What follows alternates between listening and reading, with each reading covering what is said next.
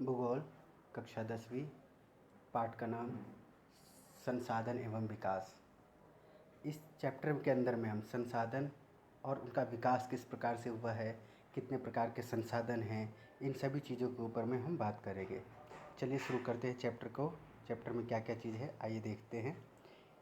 Chapter को एकदम short करके मैं यहाँ पे आपको समझाऊंगा, क्योंकि चैप्टर की डिटेल जो है वो बुक्स में दी हुई है। आपको जो समझना चीज़ें हैं वो कौन कौन सी चीज़ें समझने की ज़रूरत है उसके ऊपर में बात करते हैं। आइए देखते हैं।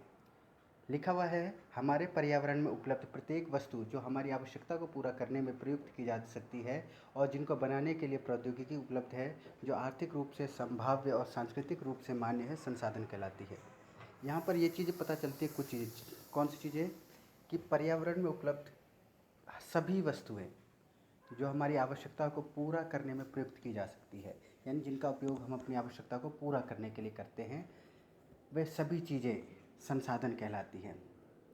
अब हम संसाधन के प्रकार की बात करते हैं। संसाधन के प्रकार के कई भागों में हमने बांटा है। बांटने के ऊपर में समझते हैं, सबसे पहले जो बात करते हैं वो करते हैं उत्पत्ति के आधार पर। उत्पत्ति के आधार पर हमने संसाधनों को दो भागों में बांटा है। पहला है जैव संसाधन और दूसरा है अजैव संसाधन। जैव संसाधन के ऊपर समझते हैं, जैव संसाधन किसे कहते हैं। ये ऐसे संसाधन होते हैं जो हमें जीव मंडल से प्राप्त होते हैं एवं जिनमें जीवन है, जैव संसाधन कहलाते हैं। जिसमें मनुष्य आते हैं, प्राणी जात आते हैं, ये सारी चीज़ें जो है हमारे पास, वन्य आते हैं, ये सब चीज़ें जैव संसाधन कहलाते हैं। इसके बाद समझते हैं जो दूसरा रूप है हमारे पास अजैव संसाधन। अजैव संसाधन का अभिप्राय वे सभी संसाधन जो निर्जीव वस्तुओं से बने हैं अजैव संसाधन कहलाते हैं, जैसे चट्टानें और धातुएं।